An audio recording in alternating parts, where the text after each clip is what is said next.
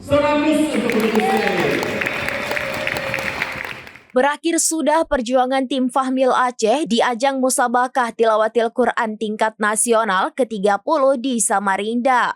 Perjalanan tim putri andalan Aceh harus terhenti di babak semifinal setelah ditahan oleh kafilah Sumatera Selatan.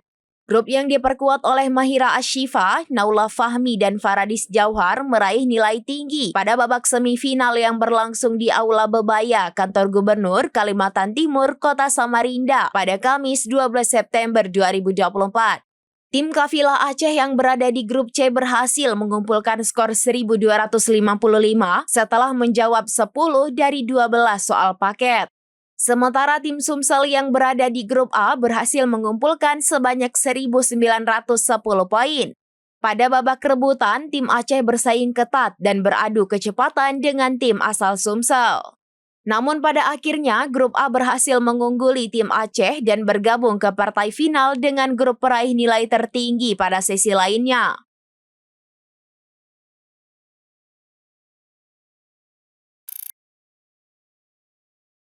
Download Tribun X sekarang, menghadirkan lokal menjadi Indonesia.